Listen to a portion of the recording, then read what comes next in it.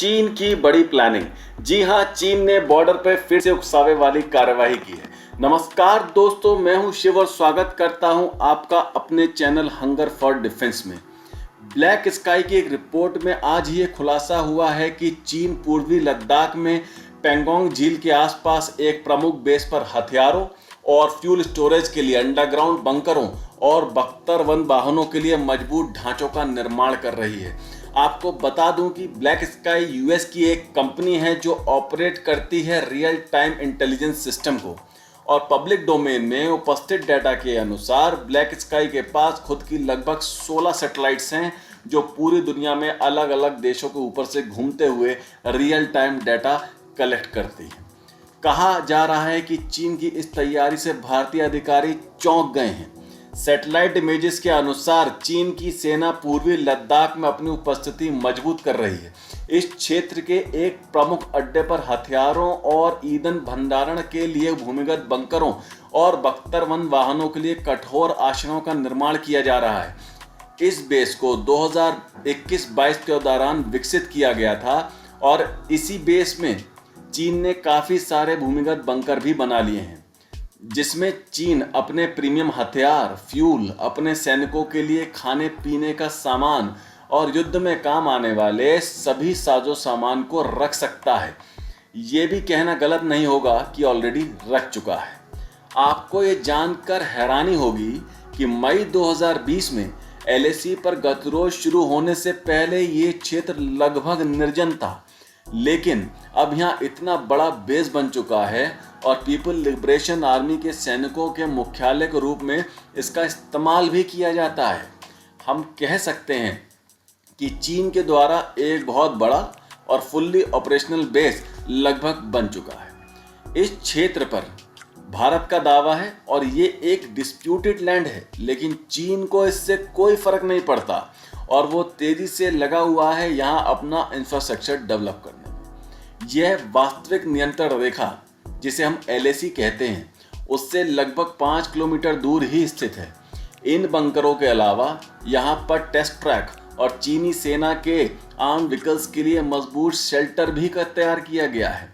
Black sky द्वारा उपलब्ध कराए गए इमेजेस में एक बड़ी भूमिगत बंकर दिखा है जिसके 8 द्वार हैं और उसके पास 5 प्रवेश द्वार वाले एक छोटे बंकर को भी दिखाया गया है।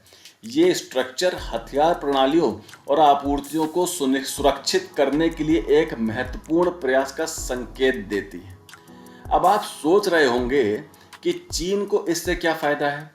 जी, इससे चीन को बहुत फायदा होगा युद्ध के समय, क्योंकि युद्ध के समय सबसे पहले निशाना बनाया जाता है दुश्मन के बेस को, जिससे कि दुश्मन के हथियार और युद्ध के लिए जमा किया हुआ साजो सामान को नष्ट किया जा सके।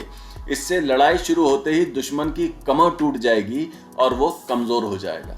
तो इसी से बचने के लिए चीन ने इन बंकर्स को बनाया है ताकि अगर भारत इस बेस पर स्ट्राइक कर भी दे तो भी इन्हें कोई खास नुकसान ना हो और ये भारत के खिलाफ युद्ध में बढ़त बना सकें। इसके अलावा इस बेस की सुरक्षा में चीन ने अपना एयर डिफेंस सिस्टम और आर्टिलरी भी डिप्लॉय की है, जो कि सैटेलाइट इमेज में इतनी साफ नहीं देखी जा सकती। ये बेस रोड नेटवर्क से भी पूरी तरह जुड़ा हुआ है, जिससे कि यहाँ सारी सप्लाई लाइन को हर मौसम में सुनिश्चित किया जा सके।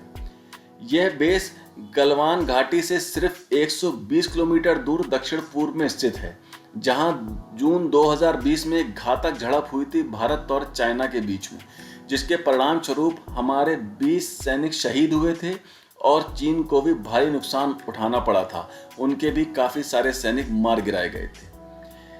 इन तस्वीरों के बारे में अभी तक भारतीय अधिकारियों की ओर से तत्काल कोई प्रतिक्रिया नहीं आई है। इसके अलावा अरुणाचल प्रदेश के बॉर्डर के पास शिगास्ते एयर बेस है, जो कि चीन का एक बहुत बड़ा बेस है तिब्बत में। यहाँ पर 6 J-20 स्टेल्थ कॉम्बैट जेट और 8 J-10 multi role combat jet दिखाई दिए हैं। ये बेस पश्चिम बंगाल में भारतीय वायुसेना के हासीमारा बेस से लगभग 300 किलोमीटर दूर है, जहाँ हमारे राफेल लड़ाकू जेट तैनात हैं।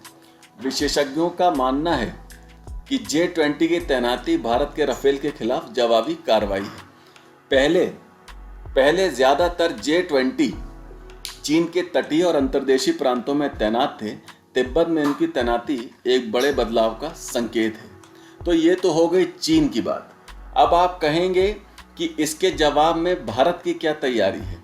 तो भारत 2020 के गतिरोध के बाद से अपने सीमावर्ती बुनियादी ढांचे को लगातार बढ़ा रहा है। सैन्य गतिशीलता और रसद को पहुंचाने के लिए सड़कें, पुल, सुरंगें, हवाई क्षेत्र और हेलीपैड बना रहा है। सीमा संगठन जिसे हम बीआरओ के नाम से जानते हैं, इसने 2023-24 के दौरान 3,611 करोड़ की लागत वाली 125 बुनियादी ढांचा परियोजनाओं को पूरा किया है, जिसमें अरुणाचल प्रदेश में प्रसिद्ध सेला सुरंग भी शामिल है। मुझे पर्सनली ऐसा लगता है कि भारत को पूरा अनुमान है इन बंकरों का। अगर आप पिछले हफ्ते की न्यूज़ पे नज़र डालें, जिसमें भारत ने अपना एक नॉन न्यूक्लियर बम का सफल टेस्ट किया था, जो कि TNT से 2 गुना ज़्यादा इफेक्टिव था। ये बम भारत की बढ़ती हुई डिफेंस तकनीकी क्षमताओं को दर्शाता है। आपको क्या लगता है कि इस बम से लद्दाख में इन चीनी बंकरों को तबाह किया जा सकता है? कमेंट करके हमें ज़रूर बताएं। आज के लिए बस इतना ही। मिलते हैं अपनी अगली वीडियो में। मेरे इस वीडियो को लाइक करें, सब्सक्राइब करें, शेयर करें। Take care. जय हिंद।